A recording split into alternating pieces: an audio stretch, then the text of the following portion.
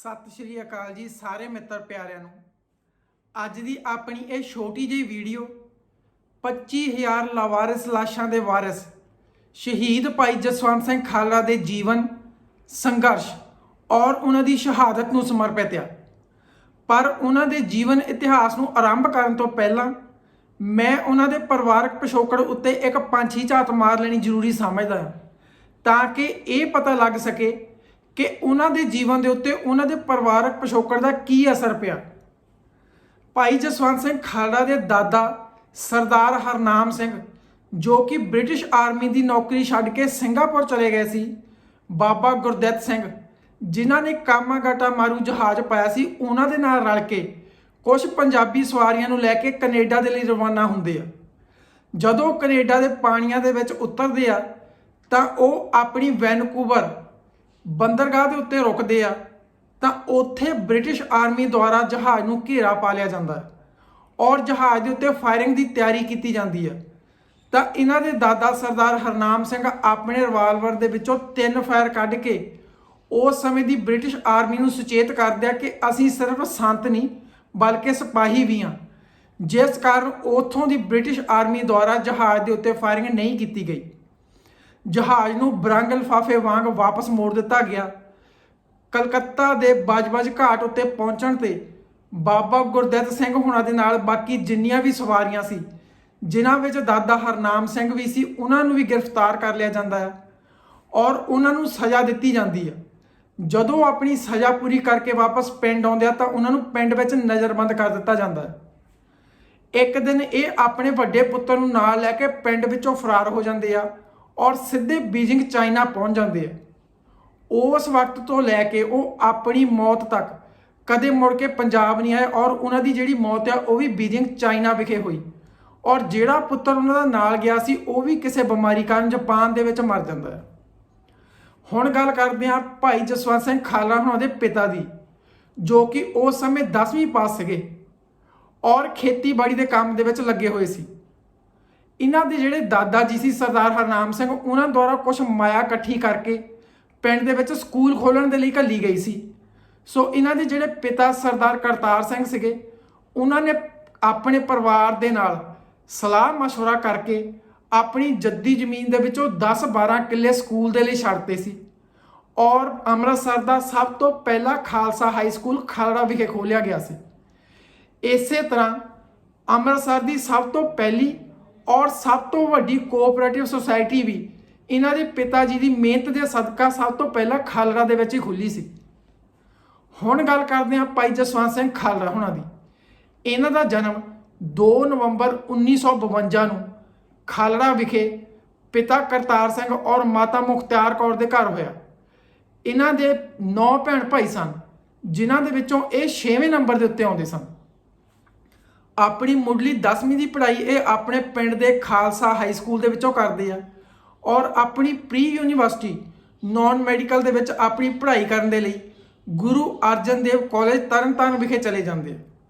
ਉਸ ਸਮੇਂ ਨਕਸਲੀ ਲਹਿਰ ਆਪਣੇ ਪੂਰੇ ਸਿਖਰ ਦੇ ਉੱਤੇ ਸੀ, ਜਿਸ ਕਾਰਨ ਇਹ ਨਕਸਲੀ ਲਹਿਰ ਦੇ ਵਿੱਚ ਸ਼ਾਮਲ ਹੋ ਜਾਂਦੇ ਆ ਔਰ ਜਿਹਦੇ ਕਾਰਨ ਇਹਨਾਂ ਨੂੰ ਪਹਿਲੇ ਸਾਲ ਪੇਪਰ ਦੇ ਵਿੱਚ ਬੈਠਣ ਤੋਂ ਕਾਲਜ ਵੱਲੋਂ ਮਨਾ ਕਰਤਾ ਜਾਂਦਾ, ਜਿਹਦੇ ਕਾਰਨ ਇਹਨਾਂ ਦਾ ਪਹਿਲਾ ਸਾਲ ਖਰਾਬ ਜਾਂਦਾ ਹੈ ਔਰ ਅਗਲੇ ਸਾਲ ਇਹ BA ਦੇ ਵਿੱਚ ਦਾਖਲਾ ਲੈ ਲੈਂਦੇ ਆ।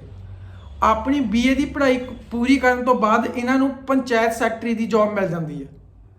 ਸੰਨ 1975 ਦੇ ਵਿੱਚ ਜਦੋਂ ਇੰਦਰਾ ਗਾਂਧੀ ਦੀ ਸਰਕਾਰ ਦੁਆਰਾ ਐਮਰਜੈਂਸੀ ਲਗਾਈ ਗਈ ਸੀ, ਤਾਂ ਇਹਨਾਂ ਦੁਆਰਾ ਉਸ ਐਮਰਜੈਂਸੀ ਦਾ ਵਿਰੋਧ ਕੀਤਾ ਗਿਆ ਸੀ, ਜਿਸ ਕਾਰਨ ਇਹਨਾਂ ਨੂੰ ਆਪਣੀ ਨੌਕਰੀ ਤੋਂ ਹੱਥ ਧੋਣੇ ਪਏ। ਹਾਲਾਂਕਿ ਉਸ ਤੋਂ ਬਾਅਦ ਜਨਤਾ ਔਰ ਅਕਾਲੀ ਦਲ ਦੀ ਸਰਕਾਰ ਬਣਨ ਤੋਂ ਬਾਅਦ ਇਹਨਾਂ ਦੀ ਨੌਕਰੀ ਬਹਾਲ ਕਰ ਦਿੱਤੀ ਗਈ ਸੀ। ਹਾਲਾਂਕਿ 1985 ਦੇ ਵਿੱਚ ਆਪਣੇ ਇਸ ਕੰਮ ਦੇ ਵਿੱਚ ਬਹੁਤ ਭ੍ਰਿਸ਼ਟਾਚਾਰ ਹੋਣ ਦੇ ਕਾਰਨ 1985 ਦੇ ਵਿੱਚ ਇਹ ਆਪਣੀ ਨੌਕਰੀ ਤੋਂ ਰਿਜ਼ਾਈਨ ਦੇ ਦਿੰਦੇ ਆ ਔਰ 1981 ਦੇ ਵਿੱਚ ਇਹਨਾਂ ਦਾ ਵਿਆਹ ਬੀਬੀ ਪਰਮਜੀਤ ਕੌਰ ਦੇ ਨਾਲ ਹੁੰਦਾ ਹੈ, ਜਿਨ੍ਹਾਂ ਦੀ ਕੁੱਖੋਂ ਇਹਨਾਂ ਦੇ 2 ਬੱਚੇ ਪੈਦਾ ਹੁੰਦੇ ਆ, ਇੱਕ ਧੀ ਔਰ ਇੱਕ ਪੁੱਤਰ। ਸੰਨ 1988 ਵਿੱਚ ਭਾਈ ਖਾਲੜਾ ਨੇ ਏਸ਼ੀਆ ਦੀ ਸਭ ਤੋਂ ਵੱਡੀ ਸਹਿਕਾਰੀ ਬੈਂਕ ਅੰਮ੍ਰਿਤਸਰ ਕੇਂਦਰੀ ਸਹਿਕਾਰੀ ਬੈਂਕ ਦੇ ਡਾਇਰੈਕਟਰ ਚੁਣੇ ਗਏ ਸੀ। 1991 ਵਿੱਚ ਆਪਣੇ ਭਰਾ ਕੋਲ ਪਹਿਲੀ ਵਾਰ ਇੰਗਲੈਂਡ ਫੇਰੀ ਪਾਉਂਦੇ ਆ ਔਰ ਉੱਥੇ ਜਾ ਕੇ ਵੀ ਆਪਣੇ ਮਿਸ਼ਨ ਨੂੰ ਨਹੀਂ ਭੁੱਲਦੇ, ਸਗੋਂ ਪੱਛਮੀ ਦੇਸ਼ਾਂ UNO ਤੇ ਹੋਰ ਮਨੁੱਖੀ ਸੰਸਥਾਵਾਂ ਨਾਲ ਸੰਪਰਕ ਸਾਧਦੇ ਆ। ਇੰਗਲੈਂਡ ਵਿੱਚ ਹੋਣ ਵਾਲੀ ਕਾਮਨਵੈਲਥ ਦੇਸ਼ਾਂ ਦੀ ਮੀਟਿੰਗ ਦੇ ਬਾਹਰ 5 ਦਿਨ ਭੁੱਖ ਹੜਤਾਲ ਰੱਖ ਕੇ ਸਾਰਿਆਂ ਦਾ ਧਿਆਨ ਸਿੱਖ ਹੱਕਾਂ ਵੱਲ ਖਿੱਚਦੇ ਆ। ਇਸ ਸਮੇਂ ਭਾਈ ਸਾਹਿਬ ਨੇ ਇੰਗਲੈਂਡ ਵਿੱਚ ਰਹਿੰਦੇ ਹੋਏ ਪੋਲੀਟੀਕਲ ਸਟੇ ਦੀ ਅਰਜ਼ੀ ਵੀ ਦਿੱਤੀ ਸੀ, ਜੋ ਕਿ ਮਨਜ਼ੂਰ ਹੋ ਗਈ ਸੀ। ਇਸੇ ਸਮੇਂ ਹੀ ਭਾਈ ਸਾਹਿਬ ਨੇ ਇੱਕ ਚਿੱਠੀ UNO ਦੇ ਹਿਊਮਨ ਰਾਈਟਸ ਨੂੰ ਔਰ ਇੱਕ ਚਿੱਠੀ ਭਾਰਤ ਦੇ ਰਾਸ਼ਟਰਪਤੀ ਨੂੰ ਘੱਲੀ ਸੀ। ਭਾਰਤ ਦੇ ਰਾਸ਼ਟਰਪਤੀ ਨੂੰ ਜਿਹੜੀ ਚਿੱਠੀ ਘੱਲੀ ਸੀ ਉਹਦੇ ਵਿੱਚ ਉਹਨਾਂ ਨੇ ਆਪਣੀ ਨਾਗਰਿਕਤਾ ਤਿਆਗਣ ਦੀ ਗੱਲ ਕੀਤੀ ਸੀ। 1992 ਵਿੱਚ ਪੰਜਾਬ ਵਿੱਚ ਮਹਿਜ਼ 13 ਲੱਖ ਵੋਟਾਂ ਲੈ ਕੇ ਬਣੀ ਬੇਅੰਤ ਸਰਕਾਰ ਨੇ ਜ਼ੁਲਮਾਂ ਦੀ ਹਨੇਰੀ ਹੀ ਲਿਆ ਦਿੱਤੀ। ਚੋਟੀ ਦੇ ਖਾੜਕੂ ਮਾਰਨੇ ਸ਼ੁਰੂ ਕਰ ਦਿੱਤੇ ਗਏ ਤਾਂ ਇਸ ਸਮੇਂ ਭਾਈ ਸਾਹਿਬ ਨੇ ਇੰਗਲੈਂਡ ਤੋਂ ਪੰਜਾਬ ਆਉਣ ਦਾ ਮਨ ਬਣਾਇਆ। ਬਹੁਤ ਲੋਕਾਂ ਨੇ ਰੋਕਿਆ ਪਰ ਨਾ ਰੁਕੇ ਤੇ ਤਕਰੀਬਨ 1 ਸਾਲ ਬਾਅਦ ਪੰਜਾਬ ਵਾਪਸ ਆਏ। ਬਹਿਲਾ ਕਾਂਡ, ਜੋ ਉਸ ਸਮੇਂ ਤਰਨਤਾਰਨ ਦੇ SSP ਅਜੀਤ ਸਿੰਘ ਸੰਧੂ ਦੀ ਨਿਗਰਾਨੀ ਦੇ ਵਿੱਚ ਕੀਤਾ ਗਿਆ ਸੀ, ਜਿਸ ਵਿੱਚ 3 ਖਾੜਕੂ ਔਰ 6 ਆਮ ਉਸ ਪਿੰਡ ਦੇ ਨਾਗਰਿਕ ਜਿਨ੍ਹਾਂ ਨੂੰ ਕਿ ਮਨੁੱਖੀ ਢਾਲ ਬਣਾ ਕੇ ਵਰਤਿਆ ਗਿਆ ਸੀ, ਉਸ ਦਾ ਸੱਚ ਭਾਈ ਸਾਹਿਬ ਨੇ ਲੋਕਾਂ ਦੇ ਸਾਹਮਣੇ ਲਿਆਂਦਾ ਔਰ ਪੁਲਿਸ ਨੂੰ ਝੂਠਾ ਸਾਬਿਤ ਕੀਤਾ। ਬਾਬਾ ਮਾਨੋ ਚਾਲੂ ਮਾਰਨ ਤੋਂ ਬਾਅਦ ਪੰਜਾਬ ਪੁਲਿਸ ਵੱਲੋਂ ਉਹਨਾਂ ਦੀ ਦੇਹ ਤਰਨਤਾਰਨ ਦੇ ਮਿਊਨਿਸਪਲ ਸ਼ਮਸ਼ਾਨ ਘਾਟ ਦੇ ਵਿੱਚ ਇਹ ਕਹਿ ਕੇ ਸਾੜ ਦਿੱਤੀ ਗਈ ਕਿ ਉਹਨਾਂ ਦੀ ਦੇਹ ਨੂੰ ਲੈਣ ਕੋਈ ਨਹੀਂ ਆਇਆ, ਜਦ ਕਿ ਭਾਈ ਖਾਲੜਾ ਔਰ ਭਾਈ ਮੋਹਕਮ ਸਿੰਘ ਉਸ ਸਮੇਂ ਸ਼ਮਸ਼ਾਨ ਘਾਟ ਦੇ ਵਿੱਚ ਮੌਜੂਦ ਸੀਗੇ ਔਰ ਉਹ ਪੁਲਿਸ ਦੇ ਕੋਲੋਂ ਬਾਰ-ਬਾਰ ਉਹਨਾਂ ਦੀ ਲਾਸ਼ ਲੈਣ ਦੇ ਲਈ ਅਰਜ਼ੋਈਆਂ ਕਰ ਰਹੇ ਸੀ। ਇਸ ਤੋਂ ਬਾਅਦ 1994 ਵਿੱਚ ਜਸਪਾਲ ਸਿੰਘ ਢਿੱਲੋਂ ਦੇ ਨਾਲ ਰਲ ਕੇ ਹਿਊਮਨ ਰਾਈਟਸ ਵਿੰਗ ਦੀ ਸਥਾਪਨਾ ਕਰਦੇ ਆ, ਜੋ ਕਿ ਉਸ ਸਮੇਂ ਸ਼੍ਰੋਮਣੀ ਅਕਾਲੀ ਦਲ ਦੇ ਅਧੀਨ ਸੀ।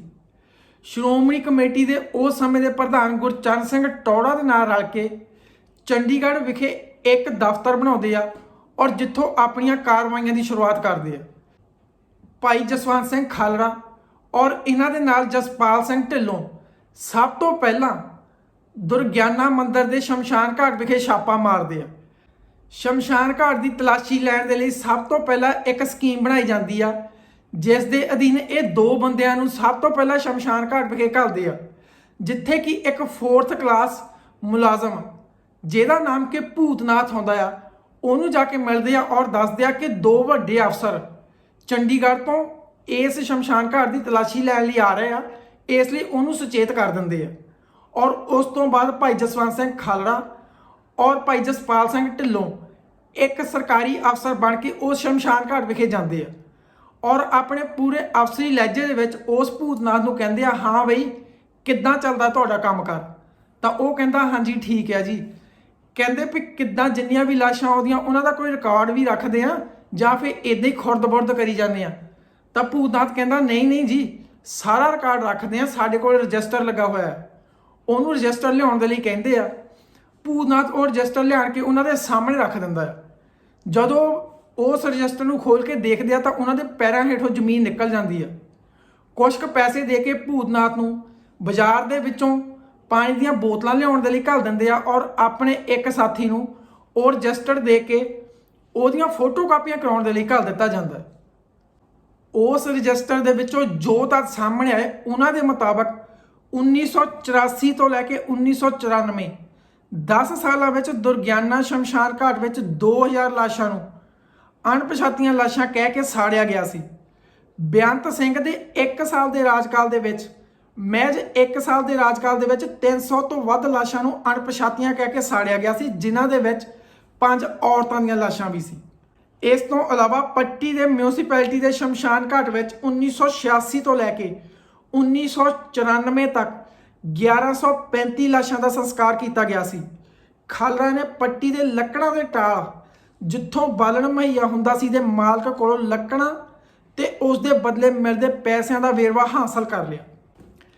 ਇੱਥੇ ਇੱਕ ਗੱਲ ਹੋਰ ਸਾਹਮਣੇ ਆਈ ਕਿ ਇੱਕ ਲਾਸ਼ ਸਾੜਨ ਦੇ ਲਈ 3 ਕੁਆਂਟਲ ਬਾਲਣ ਕਾਗਜ਼ਾਂ ਦੇ ਉੱਤੇ ਭਰਿਆ ਜਾਂਦਾ ਸੀ, ਜਦ ਕਿ ਸਾਰੀਆਂ ਲਾਸ਼ਾਂ ਇਕੱਠੀਆਂ ਕਰਕੇ ਉਹਨਾਂ ਦੇ ਉੱਤੇ ਮਹਿਜ਼ 2 ਕੁਆਂਟਲ ਬਾਲਣ ਪਾ ਕੇ ਉਹਨਾਂ ਨੂੰ ਸਾੜਿਆ ਜਾਂਦਾ ਸੀ, ਜਿਸ ਦੇ ਕਾਰਨ ਸ਼ਮਸ਼ਾਨ ਘਾਟ ਨੂੰ ਆਉਣ ਵਾਲੇ ਰਸਤੇ ਔਰ ਆਲੇ ਦੁਆਲੇ ਜਿੰਨੇ ਖੇਤ ਸੀ ਉੱਥੇ ਅੱਧ ਜਲੀਆਂ ਲਾਸ਼ਾਂ ਕੁੱਤਿਆਂ ਦੁਆਰਾ ਘੜੀਸੀਆਂ ਜਾਂਦੀਆਂ ਹੁੰਦੀਆਂ ਸੀ ਔਰ ਲੋਕ ਉੱਥੇ ਕਿਸੇ ਦੀਆਂ ਬਾਹਾਂ ਕਿਸੇ ਦੀਆਂ ਲੱਤਾਂ ਇਕੱਠੀਆਂ ਕਰਕੇ ਆਪ ਉਹਨਾਂ ਦਾ ਸੰਸਕਾਰ ਕਰਦੇ ਹੁੰਦੇ ਸੀ।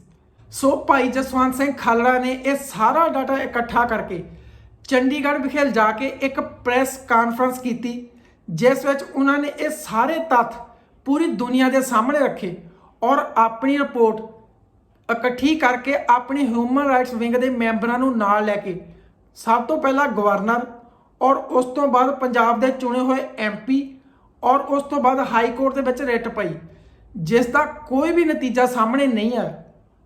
ਇਸੇ ਸਮੇਂ KPS ਗਿੱਲ ਨੇ ਇੱਕ ਪ੍ਰੈਸ ਕਾਨਫਰੰਸ ਅੰਮ੍ਰਿਤਸਰ ਵਿਖੇ ਰੱਖੀ ਔਰ ਭਾਈ ਜਸਵੰਤ ਸਿੰਘ ਖਾਲੜਾ ਦੀ ਰਿਪੋਰਟ ਨੂੰ ਝੂਠਾ ਸਾਬਿਤ ਕਰਨ ਦੇ ਲਈ ਇਹ ਇਲਜ਼ਾਮ ਲਗਾਏ ਕਿ ਜਿਨ੍ਹਾਂ ਨੌਜਵਾਨਾਂ ਦੀ ਗੱਲ ਜਸਵੰਤ ਸਿੰਘ ਖਾਲੜਾ ਆਪਣੀ ਰਿਪੋਰਟ ਦੇ ਵਿੱਚ ਕਰਦਾ ਹੈ, ਉਹ ਨੌਜਵਾਨ ਤਾਂ ਇਸ ਵਕਤ ਵਿਦੇਸ਼ਾਂ ਦੇ ਵਿੱਚ ਦਿਹਾੜੀਆਂ ਕਰ ਰਹੇ ਆ ਔਰ ਉਹ ਆਪਣੇ ਪਰਿਵਾਰ ਦੇ ਨਾਲ ਸੰਪਰਕ ਵਿੱਚ ਹਨ। ਜਦੋਂ ਇਹ ਗੱਲ ਭਾਈ ਜਸਵੰਤ ਸਿੰਘ ਖਾਲੜਾ ਨੂੰ ਪਤਾ ਲੱਗੀ ਤਾਂ ਉਹਨਾਂ ਨੇ ਬਿਆਨ ਜਾਰੀ ਕਰਕੇ ਗਿੱਲ ਨੂੰ ਖੁੱਲੀ ਬਹਿਸ ਦੀ ਚੁਣੌਤੀ ਦਿੱਤੀ। ਇਸ ਸਭ ਤੋਂ ਗੁੱਸੇ ਵਿੱਚ ਆਏ ਹੋਏ ਤਰਨਤਾਰਨ ਦੇ SSP ਅਜੀਤ ਸੰਧੂ ਨੇ ਭਾਈ ਜਸਵੰਤ ਸਿੰਘ ਖਾਲੜਾ ਨੂੰ ਚੇਤਾਵਨੀ ਘੱਲੀ ਕਿ ਜਿੱਥੇ ਅਸੀਂ 25,000 ਲਾਸ਼ਾਂ ਦਾ ਹਿਸਾਬ ਦੇਣਾ ਤਾਂ ਇੱਕ ਹੋਰ ਲਾਸ਼ ਦਾ ਹਿਸਾਬ ਵੀ ਦੇ ਦਿਆਂਗੇ।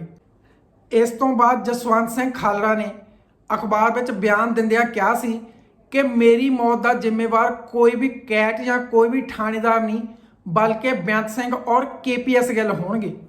ਆਖਰ ਮਾਰਚ 1995 ਵਿੱਚ ਭਾਈ ਜਸਵੰਤ ਸਿੰਘ ਖਾਲੜਾ ਦੀ ਮਿਹਨਤ ਨੂੰ ਬੂਰ ਪੈਂਦਾ ਔਰ ਉਹਨਾਂ ਨੂੰ ਕੈਨੇਡਾ ਦੀ ਪਾਰਲੀਮੈਂਟ ਹਿੱਲ ਤੋਂ ਭਾਸ਼ਣ ਦੇਣ ਦੇ ਲਈ ਸੱਦਾ ਪੱਤਰ ਆਉਂਦਾ। ਭਾਈ ਸਾਹਿਬ ਦਿੱਲੀ ਤੋਂ ਕੈਨੇਡਾ ਦੇ ਲਈ ਰਵਾਨਾ ਹੁੰਦੇ ਆ ਔਰ ਆਪਣਾ ਸਾਰਾ ਕੱਚਾ ਚਿੱਠਾ ਲਿਜਾ ਕੇ ਉੱਥੇ ਪਾਰਲੀਮੈਂਟ ਦੇ ਵਿੱਚ ਰੱਖ ਦਿੰਦੇ ਆ ਔਰ ਭਾਸ਼ਣ ਦਿੰਦੇ ਆ। ਉਸੇ ਸਮੇਂ ਉੱਥੇ ਜਸਟਿਸ ਅਜੀਤ ਸਿੰਘ ਬੈਂਸ ਵੀ ਹਾਜ਼ਰ ਸੀ। ਇਸ ਤੋਂ ਬਾਅਦ ਕੈਨੇਡਾ ਦੇ ਡਿਕਸੀ ਗੁਰੂ ਘਰ ਦੇ ਵਿੱਚ ਭਾਈ ਸਾਹਿਬ ਆਪਣਾ ਅੱਜ ਤੱਕ ਦਾ ਸਭ ਤੋਂ ਮਹੱਤਵਪੂਰਨ ਔਰ ਇਤਿਹਾਸਕ ਭਾਸ਼ਣ ਦਿੰਦੇ ਆ। ਇਸ ਤੋਂ ਬਾਅਦ ਭਾਈ ਸਾਹਿਬ ਪੰਜਾਬ ਦੁਬਾਰਾ ਆ ਜਾਂਦੇ ਆ ਔਰ 5 ਜੂਨ 1995 ਨੂੰ ਕੈਨੇਡਾ ਦੁਬਾਰਾ ਫੇਰੀ ਕਰਦੇ ਆ ਔਰ ਪਾਰਲੀਮੈਂਟ ਦੇ ਵਿੱਚ ਆਪਣਾ ਭਾਸ਼ਣ ਦਿੰਦੇ ਆ ਔਰ 5 ਤੋਂ ਲੈ ਕੇ 7 ਜੂਨ ਤੱਕ ਉਹ ਕੈਨੇਡਾ ਦੇ ਵਿੱਚ ਰਹਿੰਦੇ ਆ।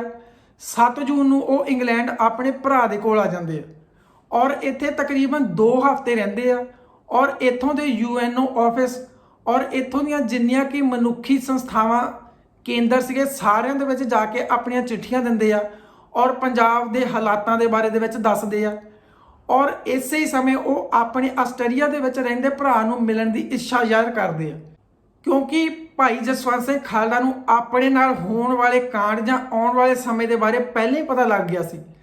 ਕੈਨੇਡਾ ਦੇ ਵੀ ਜਿੰਨੇ ਪਾਰਲੀਮੈਂਟ ਮੈਂਬਰ ਸੀਗੇ ਉਹਨਾਂ ਨੇ ਭਾਈ ਸਾਹਿਬ ਨੂੰ ਵਾਪਸ ਪੰਜਾਬ ਜਾਣ ਤੋਂ ਰੋਕਿਆ ਸੀ ਔਰ ਉਹਨਾਂ ਨੇ ਆਖਿਆ ਸੀ ਕਿ ਤੁਹਾਡੇ ਪਰਿਵਾਰ ਨੂੰ ਵੀ ਅਸੀਂ ਕੈਨੇਡਾ ਦੇ ਵਿੱਚ ਸੱਦ ਲਵਾਂਗੇ, ਤੁਸੀਂ ਕਿਰਪਾ ਕਰਕੇ ਵਾਪਸ ਪੰਜਾਬ ਨਾ ਜਾਓ, ਜੇਕਰ ਤੁਸੀਂ ਗਏ ਤਾਂ ਤੁਹਾਨੂੰ ਉੱਥੋਂ ਦੇ ਪੁਲਿਸ ਜਿੰਦਾ ਨਹੀਂ ਛੱਡੇਗੀ। ਸੋ ਇਸ ਲਈ ਭਾਈ ਸਾਹਿਬ ਵਿਆਨਾ ਚਲੇ ਜਾਂਦੇ ਆਪਣੇ ਭਰਾ ਨੂੰ ਮਿਲਣ। ਉੱਥੇ ਜਾ ਕੇ ਵੀ ਵਿਆਨਾ ਵਿਖੇ UNO ਦਾ ਜਿਹੜਾ ਹਿਊਮਨ ਰਾਈਟਸ ਵਿੰਗ ਆ ਉੱਥੇ ਜਾ ਕੇ ਆਪਣਾ ਸਾਰਾ ਪੰਜਾਬ ਦਾ ਦਰਦ ਉਹਨਾਂ ਦੇ ਸਾਹਮਣੇ ਰੱਖਦੇ। ਇਸ ਤੋਂ ਬਾਅਦ ਜੁਲਾਈ ਦੇ ਅੱਧ ਦੇ ਵਿੱਚ ਭਾਈ ਸਾਹਿਬ ਵਾਪਸ ਦੁਆਰਾ ਪੰਜਾਬ ਪਰਤ ਆਉਂਦੇ ਆ। 31 ਅਗਸਤ 1995 ਉਸ ਸਮੇਂ ਦੇ ਪੰਜਾਬ ਦੇ ਮੁੱਖ ਮੰਤਰੀ ਬੇਅੰਤ ਸਿੰਘ ਨੂੰ ਬੰਬ ਦੇ ਨਾਲ ਉਡਾ ਦਿੱਤਾ ਗਿਆ ਸੀ, ਜਿਸ ਕਾਰਨ ਭਾਈ ਸਾਹਿਬ ਨੂੰ ਪਤਾ ਚੱਲ ਗਿਆ ਸੀ ਕਿ ਹੁਣ ਪੰਜਾਬ ਪੁਲਿਸ ਮੈਨੂੰ ਵੀ ਨਹੀਂ ਛੱਡੇਗੀ। ਇਸ ਲਈ 5 ਸਤੰਬਰ ਨੂੰ ਭਾਈ ਸਾਹਿਬ ਆਪਣੇ ਮਾਂ-ਬਾਪ ਨੂੰ ਮਿਲਣ ਦੇ ਲਈ ਪਿੰਡ ਜਾਂਦੇ ਆ ਔਰ ਵਾਪਸ ਆਪਣੇ ਘਰ ਆ ਜਾਂਦੇ ਆ। ਅਗਲੇ ਦਿਨ 6 ਸਤੰਬਰ ਨੂੰ ਜਦੋਂ ਆਪਣੇ ਘਰ ਦੇ ਗੇਟ ਦੇ ਬਾਹਰ ਆਪਣੀ ਗੱਡੀ ਧੋ ਰਹੇ ਸੀ ਤਾਂ 2 ਗੱਡੀਆਂ ਦੇ ਵਿੱਚ ਸਿਵਲ ਵਰਦੀ ਦੇ ਵਿੱਚ ਪੰਜਾਬ ਪੁਲਿਸ ਆਉਂਦੀ ਆ ਔਰ ਉਹਨਾਂ ਨੂੰ ਧੱਕੇ ਦੇ ਨਾਲ ਹੀ ਚੱਕ ਕੇ ਲੈ ਜਾਂਦੀ ਆ।